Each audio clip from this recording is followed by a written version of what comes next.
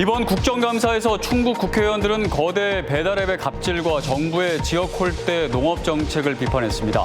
정부의 독도 수호 의지에 의문을 제기하기도 했습니다. 청주시 현도면 재활용 선별장 건립을 두고 주민들은 매일같이 피켓 시위를 벌이고 있습니다. 이런 가운데 청주시에서 행정상의 변수가 생기면서 일은 더 꼬이는 형국입니다. 충북교육청이 우즈베키스탄 교원들을 초청해 유아 대상 한글 교육을 초점으로 연수를 진행하고 있습니다. 한국어가 우즈베키스탄에서 프랑스어나 독일어에 버금가는 위상에 올랐기 때문입니다. 이번 전국체전에서 충북 선수단은 개인 종목에서 많은 메달을 따내며 우수한 성적을 거뒀습니다. 그 이면에는 첨단 시스템으로 선수들의 경기력을 끌어올린 충북스포츠과학센터도 있었습니다. 여러분 안녕하십니까. CJB 8시 뉴스 시작합니다. 충북 지역 8명의 지역구 국회의원 가운데 정무위원회 소속 의원은 1명, 농림축산식품해양수산위 의원은 2명이 있습니다. 이번 국정감사에서 이들 의원들은 거대 배달앱의 갑질과 정부의 지역 홀대 농업 정책을 비판했습니다. 정부의 독도 수호 의지에 의문을 제기하기도 했습니다. 이태영 기자입니다. 초선인 더불어민주당 이강일 의원은 정무위 소속으로 대형 배달앱 업체들의 부당한 운영 방식을 꼬집었습니다. 이 의원은 공정거래위원회를 대상으로 한 국정감사에서 배달의 민족 앱의 경우 올해에만 입점업체와 협의 없이 15번이나 일방적으로 약관을 변경했다며 공정거래위원회에 철저한 관리를 요구했습니다. 이게 결국 그 배민을 위한 약관 변경인데 너무 자주 바꿉니다. 근데 업체들하고 협의 없이 일방적으로 바꿨어요. 게시만 했어요. 이거 전형적인 갑질이에요. 그걸 인식 못하고 있는 게 문제라고 보는 겁니다. 이 의원은 또 백종원 대표의 더본코리아와 관련해 일반 프랜차이즈는 평균 운영기간이 7년 이상인 반면 더본코리아는 3년에 불과하다며 기업의 지속 가능성에 의문을 제기했고 티몬이나 카카오페이 등으로 대표되는 선불 충전 사업의 선불 충전금이 올해 상반기에만 2조 9천억 원을 넘어섰다며 소비자 권익을 보호할 대책이 시급하다고 지적했습니다. 다선으로 농촌 지역구를 갖고 있는 박덕흠 의원과 이모선 의원은 농림축산식품해양수산위원회를 상임위로 선택한 가운데 먼저 박 의원은 국감을 통해 정부의 농축산물 할인 지원 사업 수도권 쏠림 현상의 개선을 요구했습니다. 소비자가 할인된 가격에 농축산물을 구입할 수 있는 혜택이 주어지는데 서울, 경기의 경우 지원금이 평균 260억 원을 넘어서는 반면 충북을 비롯한 지역은 30억 안팎인 경우가 대부분이었다며 지역 안배가 필요하다고 강조했습니다. 또 최근 농작물 재해보험의 할인율이 제자리인데 반해 할증률이 높아지면서 농민들의 보험 이탈률이 증가하고 있다고 비판했습니다. 이 할증 제도에 대한 농민들의 불만이 많지만 우리 정부는 좀 그게 변화되는 모습이 하나도 없는 것 같아요. 그래서 우리 농민들은 보험이 점점 더 농민에게는 불리해지고 보험료만 오른다는 농민들의 의견을 이모선 의원은 무분별한 대출로 지역 농협의 재정 건전성이 악화됐다고 주장했습니다. 실제 적자가 발생한 곳은 지난 2021년 3곳에 그쳤지만 올해 상반기에는 35곳에서 적자가 발생한 것으로 확인됐습니다.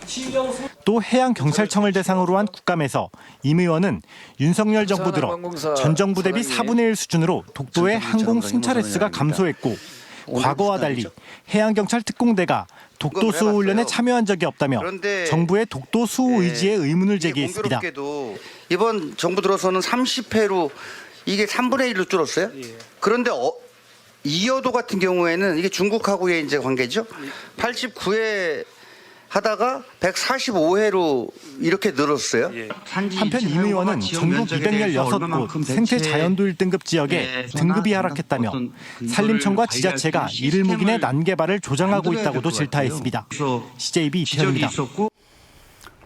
청주시 현도면 재활용 선별장 건립과 관련해 연일 주민들이 임시청사 앞에서 시위를 벌이고 있는 가운데 다음 주에는 또 대규모 시위를 예고했습니다. 꼭 필요한 시설이지만 일련의 진행 과정이 삐걱이면서 자칫 청주시 불통행정의 상징으로 남을 우려가 커지고 있습니다. 홍우표 기자가 취재했습니다.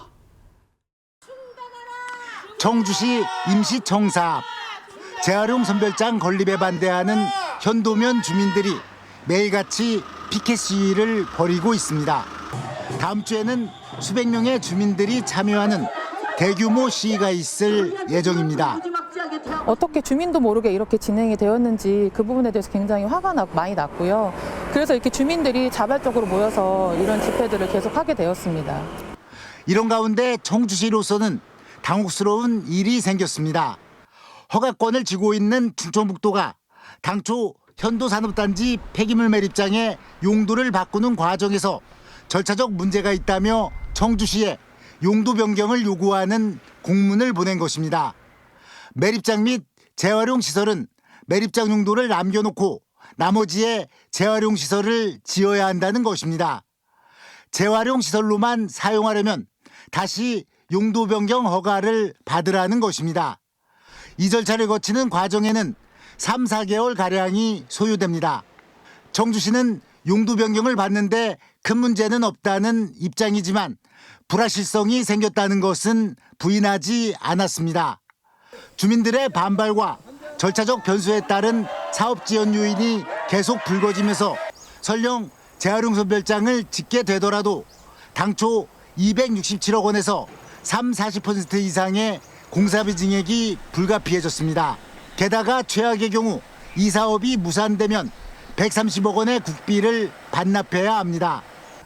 여러 후보지의 타당성을 놓고 용역 등을 벌여 입지를 재검토하자는 의견도 제기됐지만 청주시는 또 다른 주민 갈등이 촉발된다며 수용하지 않았습니다. 한편 청주시는 어제 주민대책위와 첫 공식적 만남을 가졌지만 서로의 입장 차만을 확인했습니다.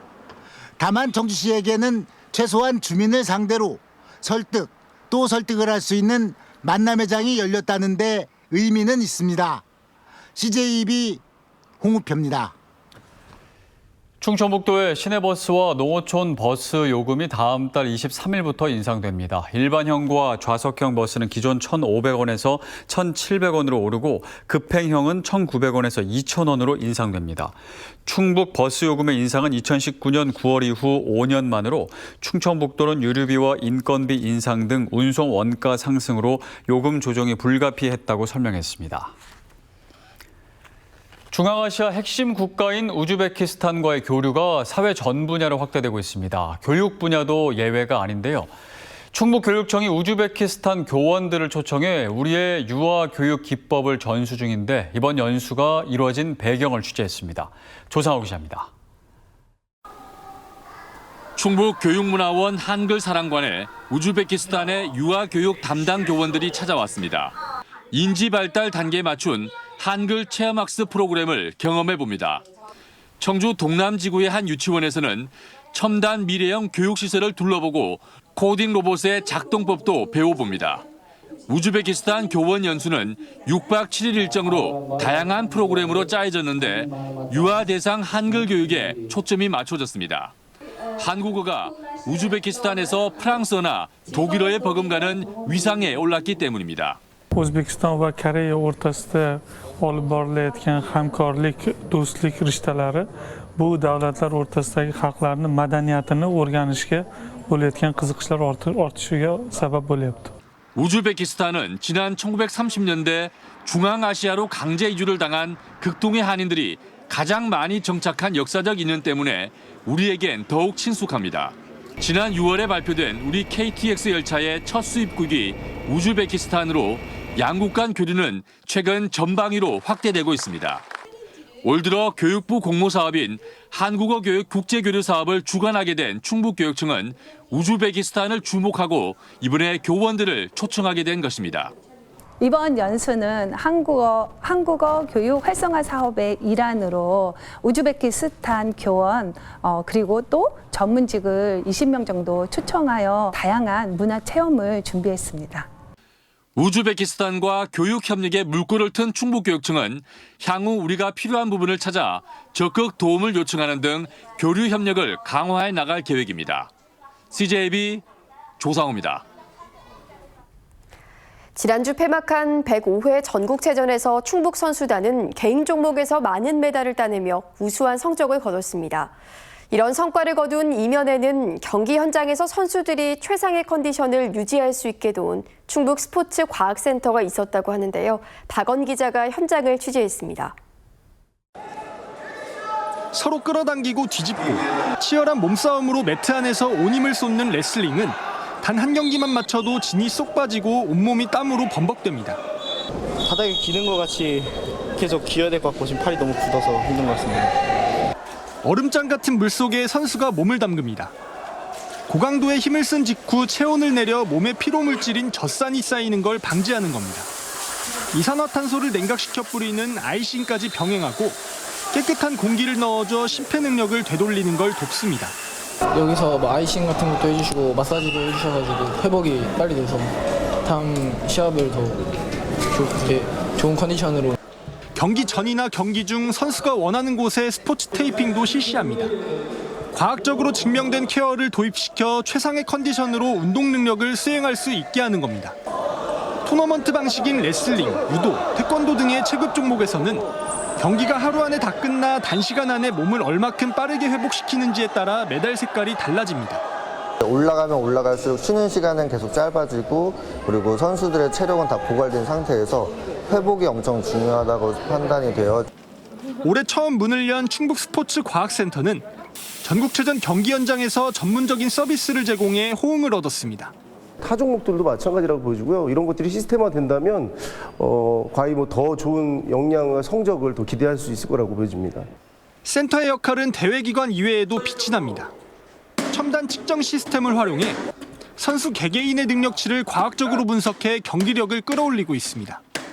저희가 시설은 조금 잘 갖춰졌지만 선수들을 직접적으로 트레이닝하고 재활을 해주는 컨디셔닝 센터가 조금 마련되지 않고요. 사실 그 핵심은 인력인데 인력 자체가 없다 보니까 또한 예산이라든지 이런 것들이 조금 마련이 되면 그동안 국가대표나 프로스포츠에 일반화돼 있는 스포츠 과학 서비스가 일반 선수와 학생에게도 제공되면서 충북 선수단의 실력 향상에 큰 도움이 되고 있습니다. CJB 박원입니다.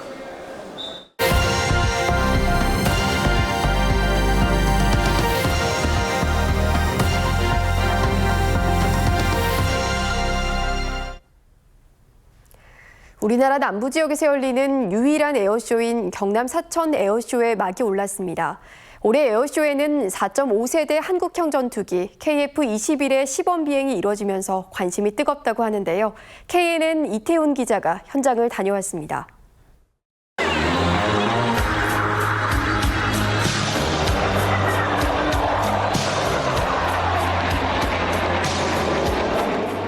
공군 특수비행팀 블랙이글스가 힘차게 날아오릅니다. 잠시 뒤 블랙이글스 편대는 연기를 내뿜으며 화려한 묘기 비행을 선보입니다. 청명한 가을 하늘을 가르며 태극 문양을 만들어내자 곳곳에서 감탄이 터져나옵니다. 특히 4.5세대 국산 전투기인 KF-21의 시범 비행을 가까이서 볼 수 있는 흔치 않은 기회에 관람객들의 관심이 뜨거웠습니다. 멋진 공연에서 정말 멋있었고 특히나 오늘 보람의 KF-21 볼 수 있어서 정말 좋았던 것 같습니다. 최신의 전투기인 F-35와 F-15, F-16의 편대 비행도 이루어집니다. 한국형 소형 무장 헬기 LAH와 최초의 순수 독자 기술로 개발된 KT-1 등도 모습을 드러냅니다. 이번 사천 에어쇼에서는 한국형 전투기 KF-21을 비롯해 다양한 항공 장비가 전시됐습니다. 짝수연도 에어쇼에는 공군도 함께 참여하면서 규모가 더 커졌습니다. 방산기업 전시회 등도 함께 열렸습니다. 세계 3대 에어쇼에 버금갈 만한 세계적인 에어쇼로 만들 계획입니다. 특히 행사장 혼잡을 줄이기 위해 관람객 사전 등록제도 시행됩니다. 사천 에어쇼는 오는 27일까지 이어집니다. KNN 이태훈입니다.